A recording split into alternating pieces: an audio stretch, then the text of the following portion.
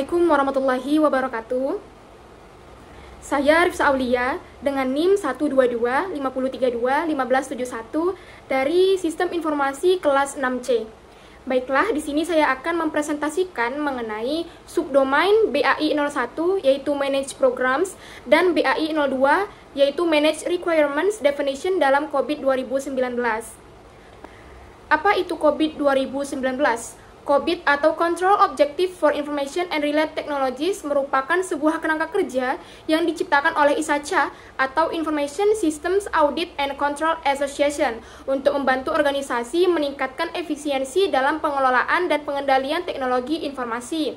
COVID 2019 membagi proses tata kelola dan manajemen TI menjadi 5 domain utama. Yang pertama adalah EDM, yang kedua adalah APO, yang ketiga adalah BAI, yang keempat adalah DSS, yang terakhir adalah MEA yaitu Monitor, Evaluate, and Assess.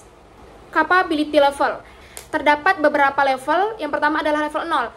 Artinya proses tidak memiliki kapabilitas dasar, tidak lengkap, dan juga mungkin tidak memenuhi tujuan tata kelola dan manajemen.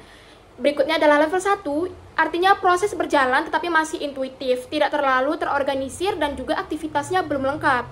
Kemudian level 2 yang berarti proses mencapai tujuannya melalui serangkaian aktivitas dasar yang lengkap dan juga terlaksana. Berikutnya level 3, artinya proses lebih terorganisasi, terdokumentasi dengan baik dan juga menggunakan aset organisasi. Kemudian ada level 4, artinya proses didefinisikan dengan baik, berjalan konsisten, dan kinerjanya diukur secara kuantitatif.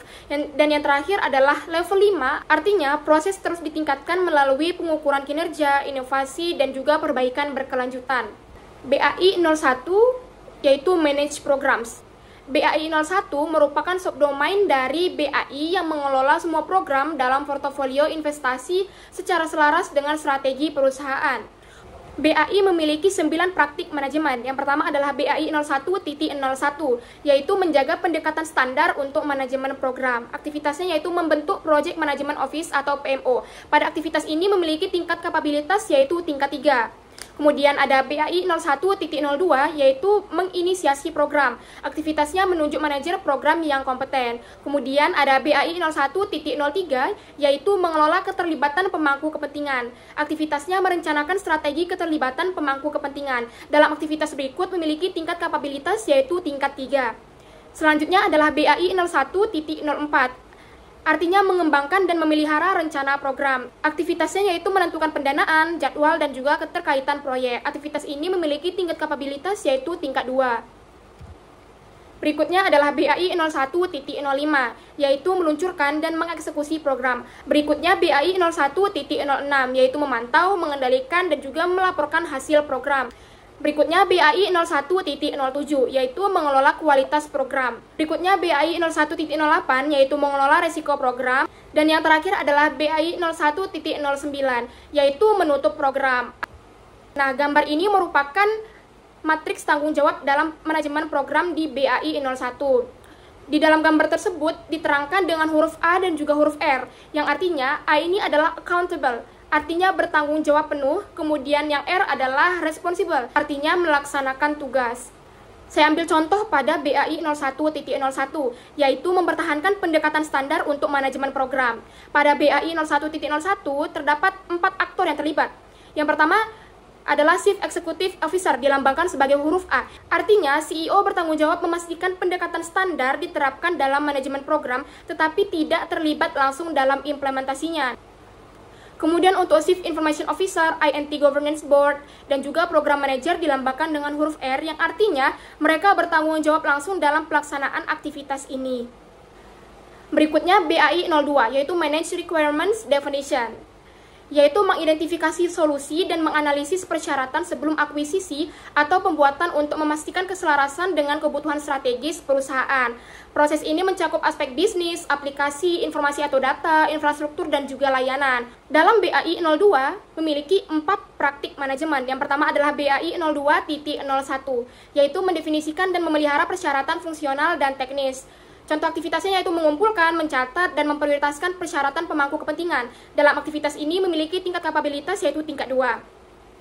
Selanjutnya ada BAI 02.02, yaitu melakukan studi kelayakan dan merumuskan alternatif solusi. Contoh aktivitasnya yaitu meninjau solusi alternatif secara bersama pemangku kepentingan dan juga memilih solusi yang paling sesuai berdasarkan kelayakan, risiko, dan juga biaya.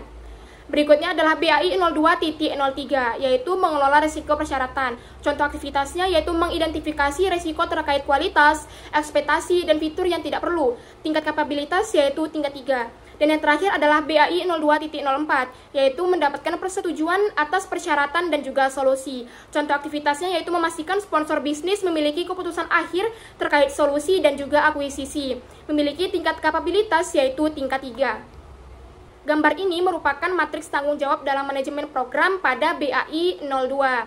Saya ambil contoh pada BAI 02.04, yaitu mendapatkan persetujuan atas persyaratan dan juga solusi.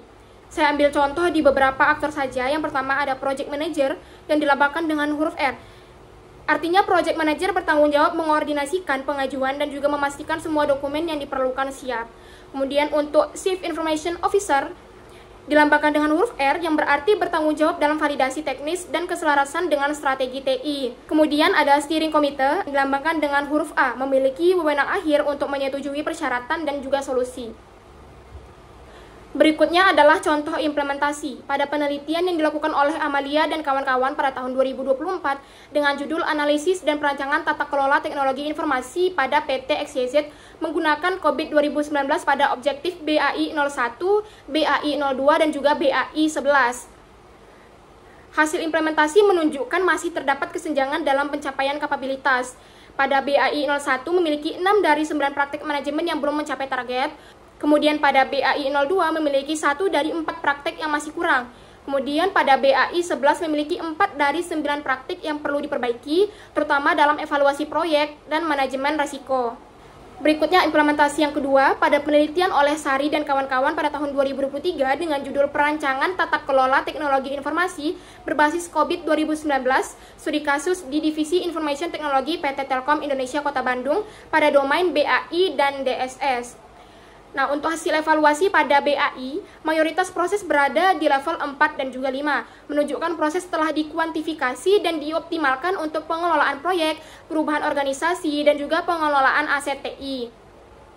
Kemudian pada BAI 04, BAI 06, BAI 08, BAI 09, BAI 10, dan juga BAI 11 telah mencapai level 5, yang artinya memiliki inovasi dan peningkatan berkelanjutan. Kemudian pada BAI 01 dan juga BAI 02 berada di level 4, yang artinya proses terkelola dengan baik dan terstruktur. Target kapabilitas telah tercapai namun masih bisa ditingkatkan ke level 5 untuk mencapai inovasi dan berkelanjutan. Kemudian untuk target perusahaan rata-rata level 3, sehingga kondisi saat ini sudah melebihi harapan. Hasil penelitian menunjukkan bahwa tingkat kapabilitas rata-rata domain BAI dan DSS berada di level 4, yang berarti Telkom telah menetapkan tujuan kuantitatif untuk mengukur kinerja dan kualitas proses. Nah, apa sih yang membedakan BAI 01 dan juga BAI 02? Nah, berikut adalah perbedaannya. Contohnya di suatu universitas. Bayangkan sebuah universitas ingin mengembangkan sistem e-learning. Maka BAI 02 ini seperti contohnya adalah tim akademik dan IT yang menentukan kebutuhan sistem seperti fitur, kelas virtual, forum diskusi, pengumpulan tugas, dan integrasi dengan sistem nilai. Kemudian untuk BAI 01 dicontohkan seperti tim proyek IT dan manajemen universitas yang mengelola pengembangan dan implementasi sistem e-learning. Mereka memastikan proyek berjalan sesuai jadwal, anggaran, serta melakukan pengujian sebelum sistem digunakan oleh seluruh civitas akademika. Jadi dengan kata lain, BAI 02 mendefinisikan kebutuhan, kemudian untuk BAI 01 memastikan sistem tersebut dikembangkan dan diterapkan. Kesimpulan, dalam implementasi COVID 2019, BAI dapat meningkatkan efisiensi dalam pengelolaan proyek TI, mengurangi risiko keterlambatan, dan memastikan pencapaian target bisnis dalam organisasi. Sementara itu, BAI 02 memastikan bahwa setiap solusi TI yang dikembangkan atau diimplementasikan benar-benar sesuai dengan kebutuhan bisnis, memiliki persyaratan yang jelas, seimbang dalam hal manfaat, biaya, serta risiko. Baik, cukup sekian presentasi dari saya. Saya Rifsa Aulia. Wassalamualaikum warahmatullahi wabarakatuh.